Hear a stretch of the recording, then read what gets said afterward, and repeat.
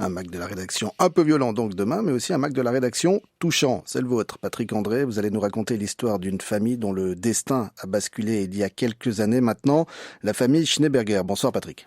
Bonsoir Stéphane. Oui, effectivement, une famille qui a pris une décision il y a 5 ans maintenant de tout abandonner du côté de Moutier, juste à côté de Moutier. Ils avaient une maison, ils ont vendu la maison et ont acheté un camping-car. Ils sont partis sur les routes d'Europe au gré de la passion de leurs enfants, qui est donc le VTT. Tout ça a été un peu initié ou est devenu presque obligatoire. Un changement de vie est devenu obligatoire suite à l'annonce le diagnostic d'une maladie neurodégénérative à la maman. Et voilà, ils ont pris cette décision-là. Ils le vivent aujourd'hui très bien. En tout cas, cette vie de nomade sur les routes un peu partout leur convient très bien. Bon, c'est absolument incroyable parce qu'il y a ce verdict qui tombe un jour, maladie dégénérative, mais avant cela, c'était un couple de sportifs, une famille même de sportifs. Les enfants étaient impliqués dans le projet et du jour au lendemain, tout bascule. Oui, tout a basculé effectivement il y a 7 ans maintenant, donc 2 ans pour voir un peu ce qui était possible de faire, de prendre un peu des contacts et puis de décider de changer de vie. Aujourd'hui, les deux enfants ont 14 et 11 ans, Raoul et Émeric. Les parents, le papa avait une école de parapente dans la région du Jura bernois et c'était des sportifs, actifs aussi professionnellement. Lui maçon, elle secrétaire comptable et bien du jour au lendemain tout bascule et maintenant, eh bien, ils vivent ensemble toute l'année dans ce camping-car qui était, quand on les a rencontrés, du côté des Portes du Soleil, dans la station Haut-Savoyard de Châtel. Alors, on va parler justement de ce tournage. Vous avez pu rencontrer cette famille qui a un surnom, hein, c'est les 9 roues. Exactement, les 9 roues, tout simplement parce que les passionnés de vélo. Donc les 3 garçons à vélo, ça fait 3 vélos chacun, 6 roues. Et la maman, malade, diminuée dans sa motricité, eh bien se déplace quand ils font quelques balades en extérieur à bord d'un trike, un tricycle à 3 roues. Donc 6 plus 3, 9, les 9 roues.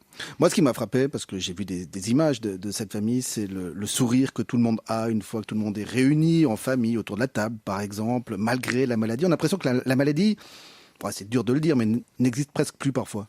Vous avez raison Stéphane, c'est vraiment ce qui ressort de cette famille.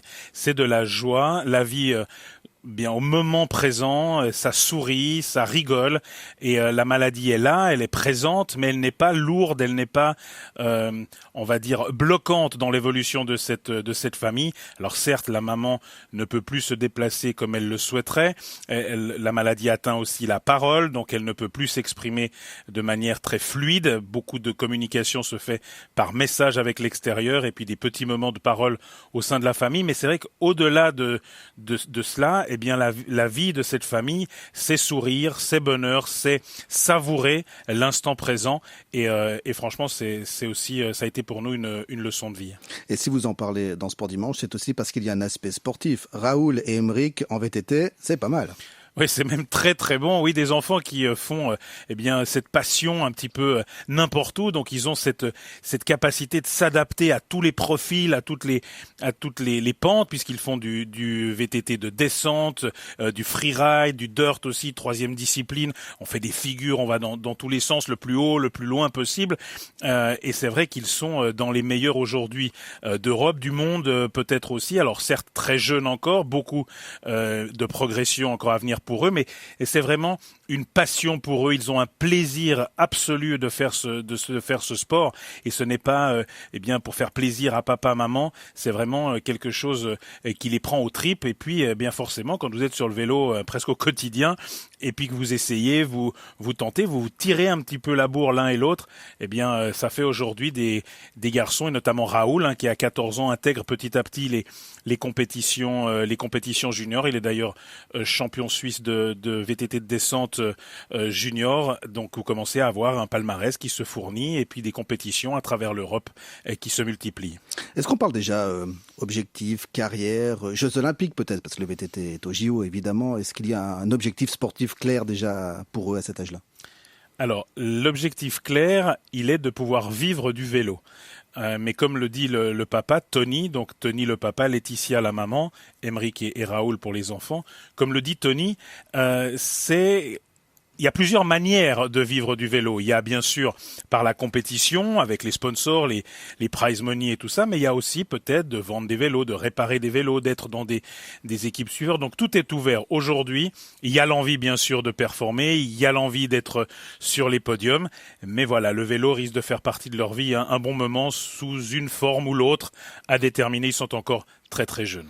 Alors vous nous avez parlé, Patrick André, de la maman qui a Laetitia, qui a cette maladie dégénérative, et le papa, il faut qu'on en parle, Tony quand même, qui a décidé, c'est lui qui a décidé de tout planter, de tout quitter, d'organiser une nouvelle vie finalement. C'est la pierre angulaire du projet.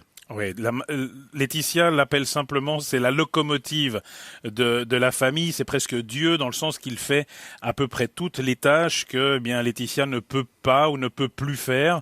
Il est cuisinier, il est femme de ménage, il est aussi mécanicien pour les enfants, il est proche aidant et s'occupe de sa femme, il est chauffeur du camion, enfin voilà, toutes ces tâches un peu presque à l'infini qui se multiplient, et puis la maman garde, elle, notamment la scolarité, parce que les enfants sont jeunes et même s'ils font du VTT, se promènent à travers l'Europe, suivent le programme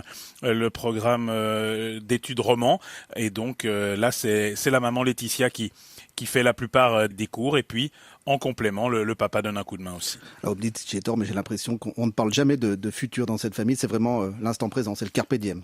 Oui, c'est très clairement le carpe diem, c'est vraiment l'envie de voir ce qui se passe maintenant. Alors bien sûr, les parents, avec le regard d'adulte, ont une vision sur le plus long terme, parce que forcément, cette vie pose des questions sur la possibilité de la poursuivre encore longtemps, notamment par rapport à la maladie de la maman, mais aussi au fait que peut-être Raoul le Grand, à 14 ans, dans une année, 2 ans, intégrera une équipe ou une structure un peu plus professionnelle et devra un peu quitter le nid, ou en tout cas momentanément ou durant des parties d'années. Donc il n'y a pas encore vraiment cette projection-là. Les parents imaginent certaines choses.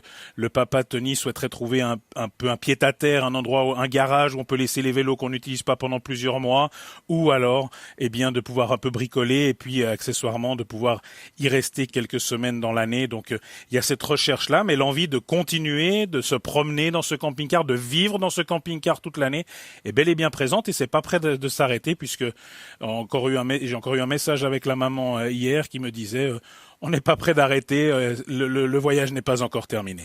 Ouais, je l'ai dit, c'est une histoire touchante que vous allez nous faire découvrir ce dimanche dans Sport Dimanche à partir de 18h25 sur RTS1. Encore une question plus personnelle, parce que vous en faites évidemment des sujets durant l'année, Patrick André. Quand on fait des sujets comme ceci, émotionnellement, c'est fort, c'est marquant. C'est fort et c'est marquant. Nous, on avait vraiment l'envie, avec toute l'équipe de tournage, de pouvoir raconter cette tranche de vie, de pouvoir être au plus proche de ce que cette famille Schneeberger vit, les 9 roues et tout ça. Donc il y a le sourire, mais c'était aussi de garder un peu de pudeur et de ne mettre mal à l'aise personne.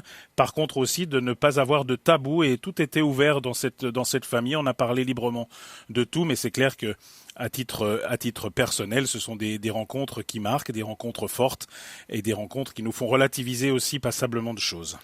Les images et les témoignages à découvrir donc demain dans Sport Dimanche. Merci beaucoup, Patrick André, d'être venu nous parler de ce sujet qui va certainement interpeller, concerner beaucoup de personnes. Excellente soirée à vous, bon week-end. Excellente soirée, merci.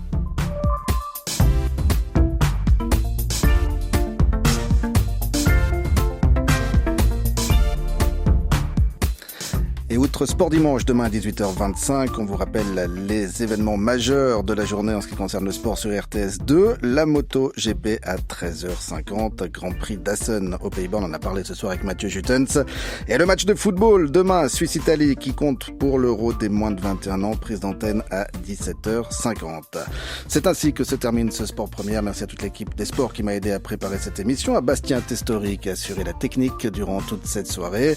Rendez-vous évidemment samedi prochain. Ce sera alors le départ du Tour de France. On sera à 2 jours de début de Wimbledon. Ce sera le lendemain d'Atlético. Il y aura énormément de choses à dire pour ce 1er juillet. D'ici là, passez une excellente semaine, une excellente soirée. Le jazz, juste après les infos.